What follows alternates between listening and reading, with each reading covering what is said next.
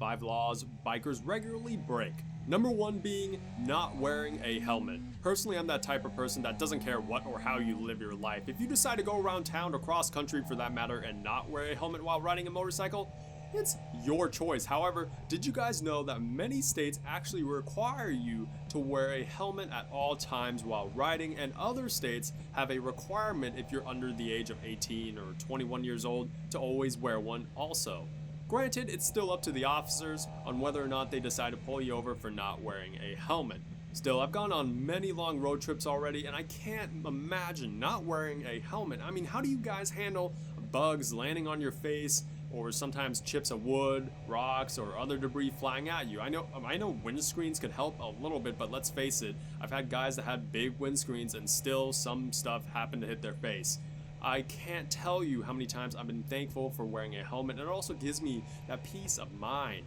I've heard horror stories of motorcyclists dying from low-speed crashes at sub 30 miles per hour. Had they worn a helmet, they most likely have left with just a concussion instead of dying from excessive head trauma. In my opinion, your cranium is worth more than a few $100 that a helmet would otherwise cost. The second law that we regularly break would have to be a loud exhaust and not having catalytic converters. Okay, so many of you guys are aware last year, California made it illegal to have a motor vehicle be obnoxiously loud. I think it was a measly 95 decibels. Rest in peace, every California automotive enthusiast ever.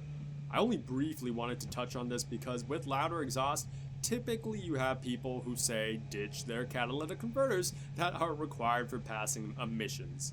If you're in a state that does emissions testing and you don't have cats with your sick aftermarket headers, or you have a mid-pipe that just deletes the cat, well, you might want to look into some high-flow setups or pay the emissions guy off. Just kidding, don't bribe anyone.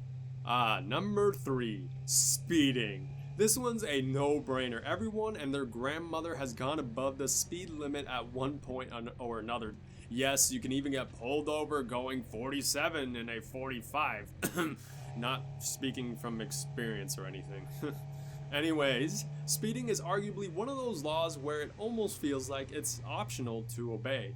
I mean, Germany lets you go faster than a speeding bullet on their autobahn. Why can't we go that fast on our freeways during non-rush hours? I know it's a law that's presumably meant to keep us safe and help with reducing emissions and or oil consumption as part of the original law that was enacted in 1973 oil crisis. Now, if you are on a fast bike, I get it. You're gonna want to hoon and go fast like Sonic. I've been there. Just do so without jeopardizing anyone else's life other than yourself. Don't be that guy going 100+ miles per hour zigzagging in moderate to heavy traffic. Remember, you're not invincible or infallible. The adrenaline rush isn't worth it, especially if someone else's life is involved too.